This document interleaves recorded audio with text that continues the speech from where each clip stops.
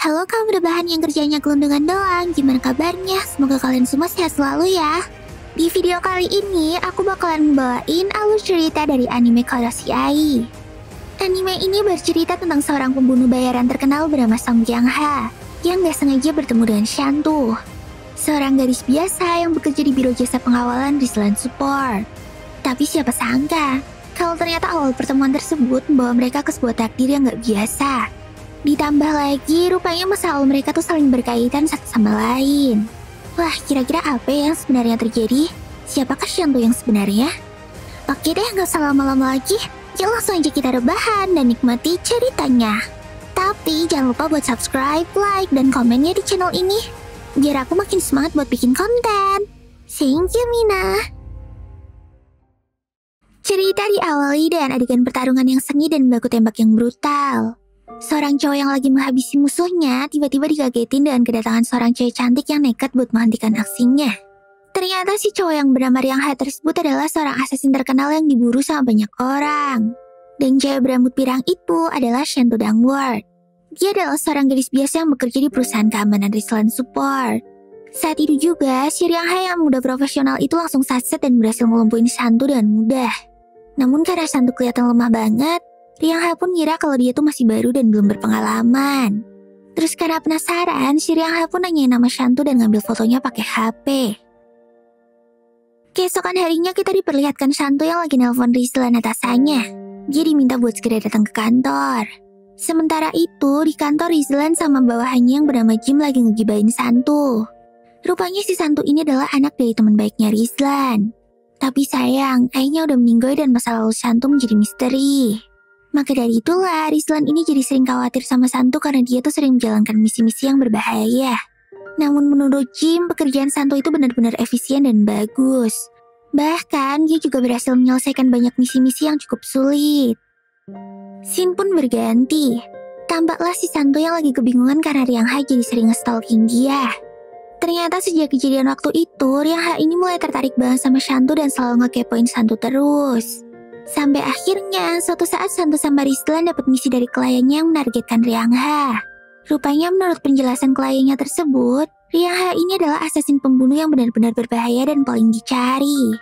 Bahkan banyak juga organisasi-organisasi yang pengen memburunya, dan bersedia memberikan hadiah bounty yang sangat besar untuk siapapun yang berhasil menangkapnya. Setelah itu, Shantu sama Rizlan pun pergi ke sebuah kafe untuk ngebahas hal tersebut. Tapi gak lama setelah Rizlan pergi, tiba-tiba aja Ryang Ha muncul. Dia pun langsung ngajakin Shantu buat ngopi-ngopi bentar. Kemudian Ryang Ha juga ngomong kalau dia tuh bakalan ngebantuin Shantu dengan misinya asalkan Shantu mau ngedate sama dia.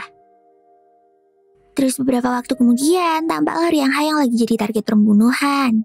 Tapi karena dia udah pro banget, Ryang Ha ini pun bisa lolos dengan mudah. Lalu di tanggal 24 Desember si Shantu pun datang nemuin Ryang Ha. Kayaknya dia setuju sama tawarannya Ryang Ha kemarin dan mereka pun dinner di sebuah hotel. Akhirnya, karena penasaran, Shantu pun nanya kenapa kok Ryang Ha tuh hobi banget buat ngikutin dia kemana-mana. Tapi Ryang Ha ini gak mau ngejawab pertanyaan itu.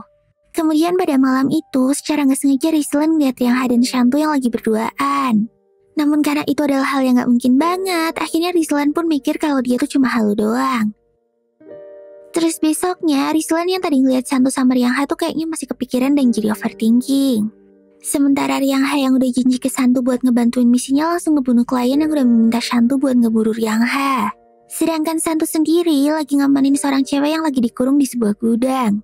Tapi di tengah-tengah perjalanan, Shantu tiba-tiba diserang sama seorang cowok misterius yang berniat buat membunuhnya. Cowok itu nembakin mobil yang dinaikin sama Shantu sampai dia terperosok dan jatuh ke jurang. Rupanya si cowok misterius itu selama ini udah nge-stalking pergerakannya Ryang Ha. Dia heran kenapa si Ryang Ha ini bisa tertarik banget sama cewek kayak Shantu.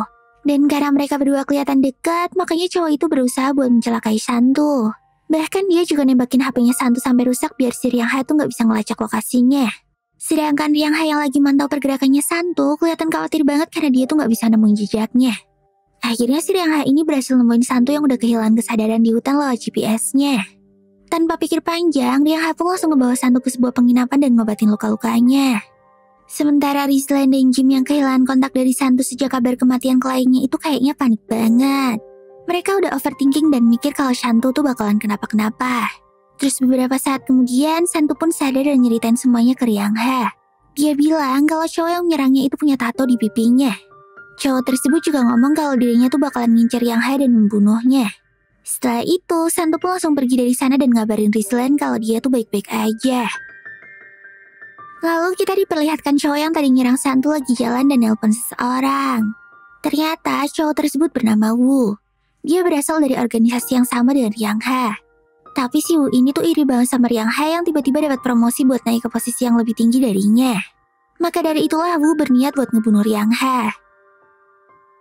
Beberapa hari kemudian, Yang Hae muncul di apartemennya Santu buat mampir dan nengokin dia. Di sana Yang Hae nggak sengaja lihat fotonya Santu waktu masih kecil. Tapi pas ditanyain soal masa kecilnya, si Santu ini malas banget buat ngejawab dan malah ngebahas soal kejadian kemarin. Santu malah nyuruh Yang Hae buat lebih berhati-hati dan jangan berkeliaran sembarangan. Terus tiba-tiba aja ada sebuah pesan suara yang masuk ke teleponnya Santu. Ternyata itu adalah pesan dari mamanya yang ngajakin Santu buat berkunjung ke makam ayahnya. Setelah ngedengar pesan tersebut, Yang Hae pun langsung pamit dan ninggalin Santu. Besoknya Santu langsung datang ke makam ayahnya yang ada di dekat gereja. Sementara Rizlan kayaknya lagi nengokin mamanya Santu di rumahnya. Di sana, mamanya Santu pun cerita tentang masa lalu Santu yang sebenarnya.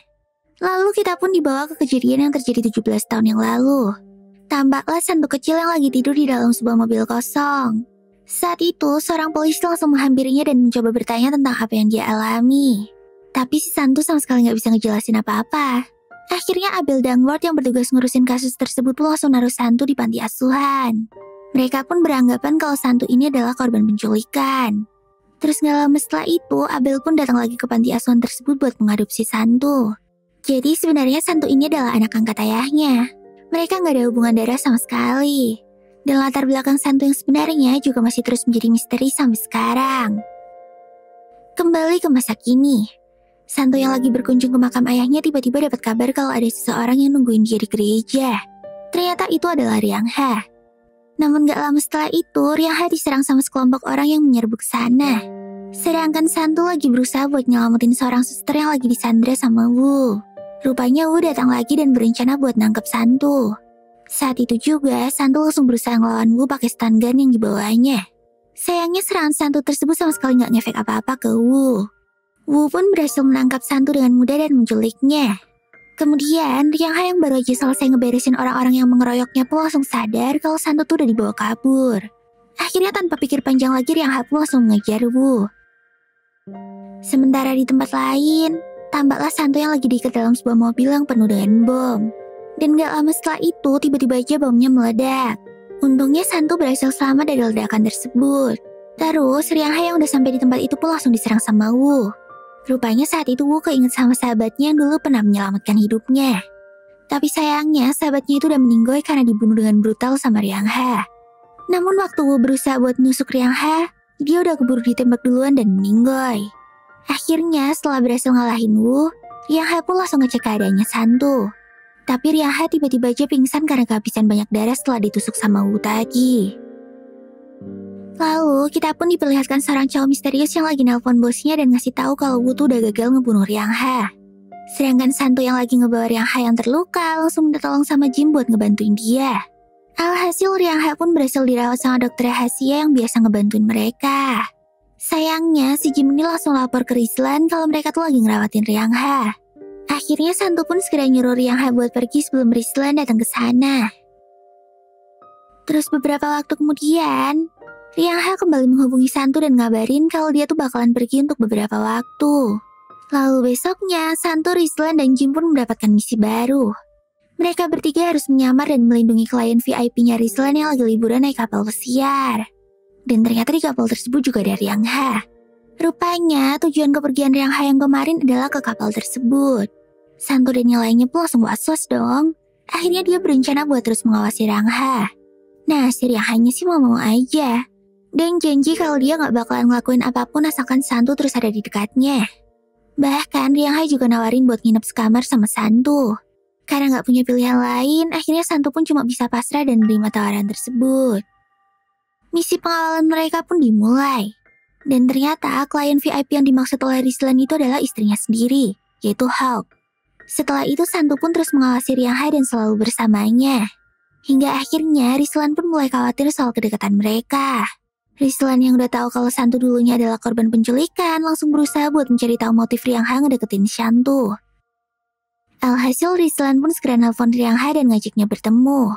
Riang Ha ngomong kalau dirinya tuh udah tahu tentang semua masa lalu Shantu dan nama aslinya. Ngedengar hal tersebut Riang Ha pun langsung panik dong. Dan tanpa basa-basi dia segera menemui Rislan yang lagi menunggunya di dek kapal. Tapi sayang, sebelum Riang Ha sampai, Rislan udah diserang sama seorang cowok misterius yang dari kemarin mengawasi Riang Ha.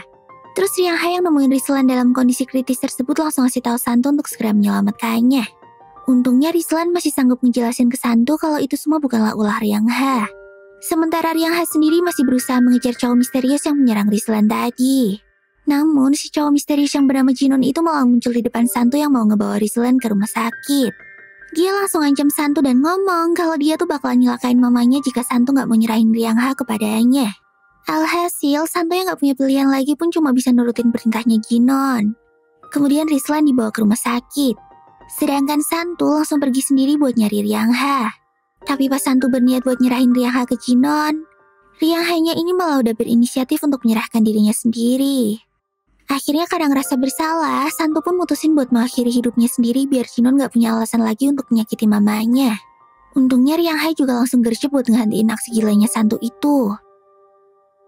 Setelah itu kita diperlihatkan apa yang sebenarnya terjadi di masa lalu. Ternyata dulu ada seorang cowok bernama Riang Ha yang dirawatin sama seorang om-om jahat yang bernama Doni.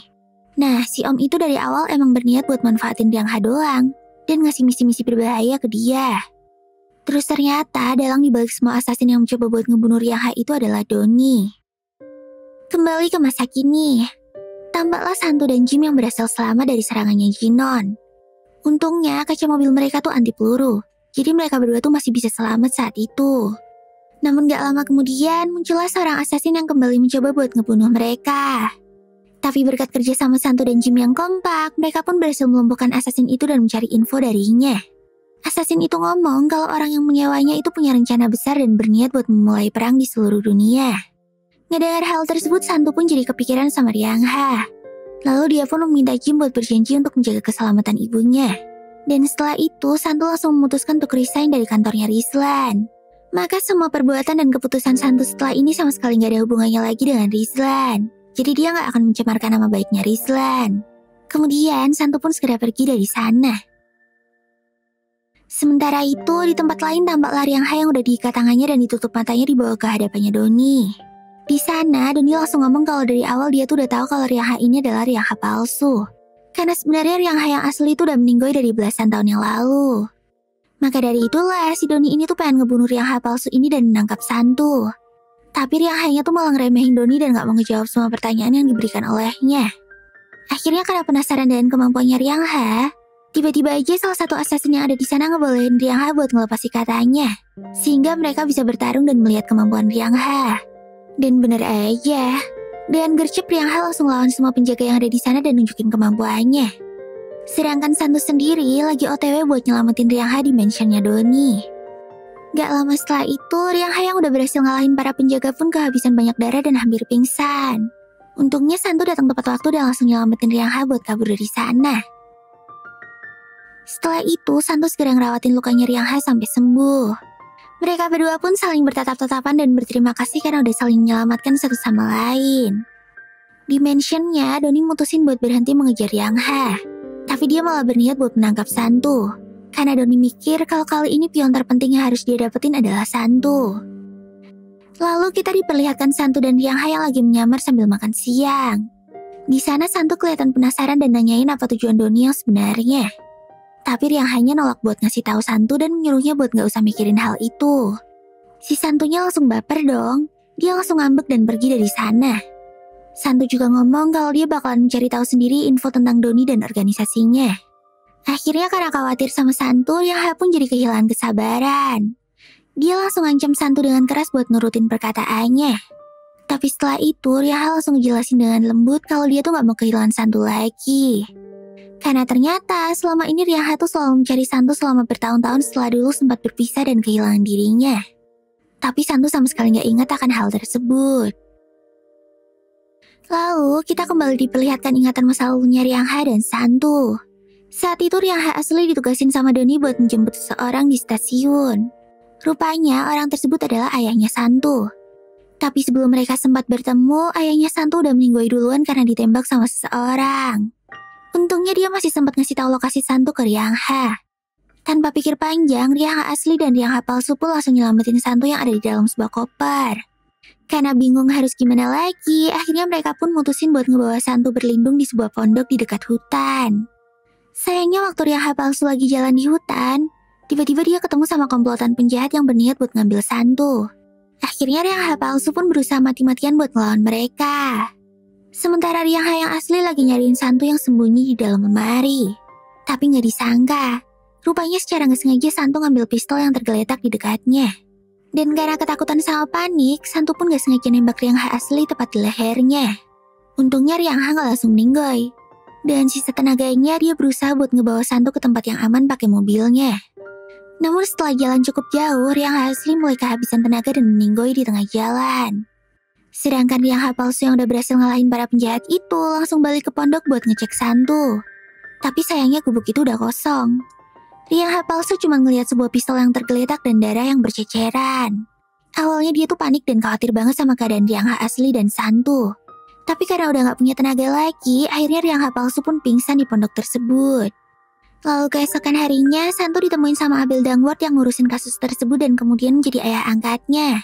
Sedangkan Ryangha palsu yang lagi dirawat di RS baru aja siuman. Abel pun langsung ngasih tahu tentang situasinya saat itu. Saat ngedengar Santu baik-baik aja, Ryangha pun langsung lega. Tapi dia sempat sedih waktu dengar kalau rupanya Ryangha asli itu udah meninggoy. Sejak saat itulah, Ryangha palsu mutusin buat pakai identitasnya Ryangha asli dan hidup sebagai Ryangha asli. Dia bertekad buat kembali menemui Santu dan melindunginya.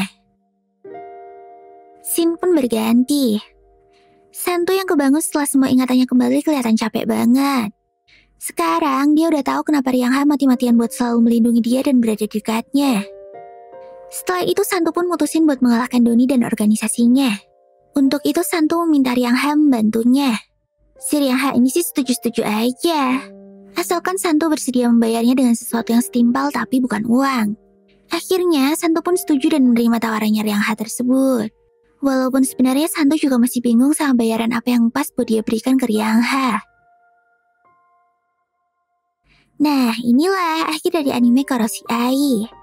Wah, gimana menurut kalian nih? Seru banget kan ceritanya? Oke deh, segini dulu ya videoku kali ini. Moga-moga bisa menghibur kalian ya. Jangan lupa buat subscribe, like, dan komen di video ini ya, biar kamu gak ketinggalan kalau aku upload video baru. Mata nih, sampai jumpa di video selanjutnya. Bye-bye.